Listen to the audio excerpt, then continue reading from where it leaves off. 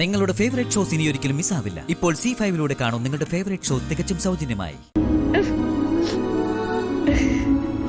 നീ വേറൊരാളായതുപോലെ എന്റെ കുഞ്ഞ്. അമ്മയുടെ പഴയ ശാലിനി ഉള്ളിലുണ്ട്. അതിനു മുകളിലുള്ള ഒരു ആവരണ അമ്മയടക്കമുള്ള എല്ലാവരും കാണുന്നത്.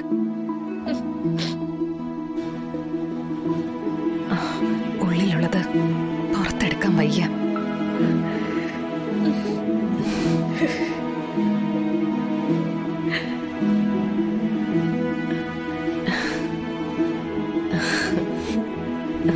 ശരീജി,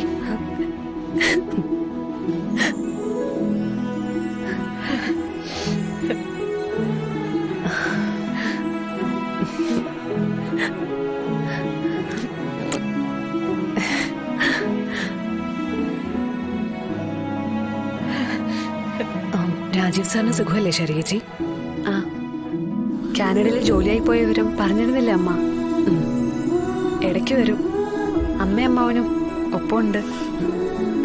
ശാന്തേച്ചി, മോളെ മോളെ ദേ കുറുപ്പ് സാറ്. ആദ്യമേ അനുഗ്രഹവും ആശീർവാദവും ഒക്കെ വാങ്ങേണ്ടിയിരുന്നത് സാറിന്റെ അടുത്ത് നിന്നല്ലേ? സാറ് കാരണമല്ലേ മോളിപ്പോ ഈ നിലയിലെത്തിയത്?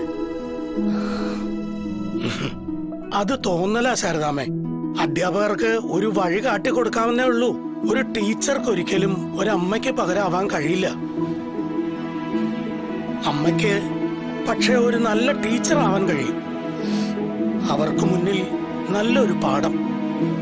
ഏത് ടീച്ചറെക്കാളും വലുതാ ശാരദാമ്മ എന്ന പാഠം. ഇത്രയും കാലം പിടിച്ചു നിന്ന് എങ്ങനെയാന്ന് എനിക്ക് മാത്രമേ അറിയൂ കുറുപ്പ് സാറേ. കാറും കോളും കടലും ഒക്കെ എരുമ്പി വന്നപ്പോഴും പിടിച്ചു നിന്നതാ കുടുംബശ്രീ.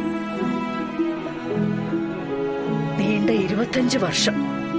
ഇനിയിപ്പോ ഇത് കടലെടുത്ത് പോയാലും ശാരദയ്ക്ക് സങ്കടമൊന്നുമില്ല. ഇത്രയും കാലം ദൈവമായിട്ട് പിടിച്ചു നിർത്തിയില്ലേ? കടലെടുത്ത് പോവൊന്നുമില്ല ശാരദാമ്മേ. ശാരദാമ്മ ഈ നാടിന് മാതൃകയായിരുന്നെങ്കിൽ ഇനി ഈ ജില്ല ഭരിക്കാൻ പോകുന്നത് ശാലിനിയാ. ഇനി ഈ കൈകളിൽ സുഭദ്ര, കുടുംബശ്രീയും നമ്മുടെ നാടും എല്ലാം. ശരിയാ കുറുപ്പ് സാറേ. ശാരദ ഇല്ലെങ്കിലും ഇനി ഈ നാടും വീടും ഒക്കെ ഇവള് കാത്തോളൂ. അമ്മേ, ഈ സമയത്ത് അശുഭമായതൊന്നും പറയല്ലേ അമ്മേ. അതല്ലടി ശാരദാമ്മ അങ്ങനെ പറഞ്ഞതല്ല ശാലിനി. എപ്പോഴും പഴയ തലമുറയെക്കാളും മിടുക്കരും സമർത്ഥരും പുതിയ തലമുറയായിരിക്കും. അവര് നേതൃത്വത്തിലേക്ക് വരുമ്പോ ഒരുപാട് നല്ല മാറ്റങ്ങൾ ഉണ്ടാവും. നാടിനും വീടിനും അതെല്ലാം ഗുണമേ ചെയ്യൂ. നല്ലതേ നടക്കൂ കുറുപ്പ് സാറേ. അല്ല മോളെ, അവള് ചെന്നൈയിൽ നിന്നുള്ള ഫ്ലൈറ്റ് അടക്കം കുറെ മണിക്കൂർ തുടർച്ചയായ യാത്രയായിരുന്നില്ലേ അമ്മേ? അതുകൊണ്ട് അവളെ ഗസ്റ്റ് ഹൗസിലാക്കിയിട്ടാ ഞാൻ ചാർജ് എടുക്കാൻ പോയത്. അയ്യോ, അപ്പൊ നീ അവളെ കൊണ്ടുവന്നില്ലടി? കൊണ്ടുവന്നമ്മേ. നല്ല ഉറക്കത്തിലായിരുന്നു. അതുകൊണ്ട് കുറച്ചു നേരം കാറിനുള്ളിൽ ഇരിക്കട്ടെ എന്ന് കരുതി.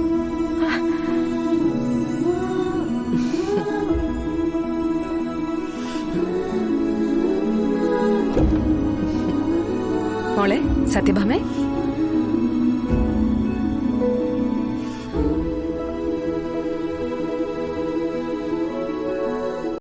ഡൗൺലോഡ് ചെയ്യൂ C5 ആപ്പ്. കാണൂ എല്ലാ എപ്പിസോഡുകളും സൗജന്യമായി.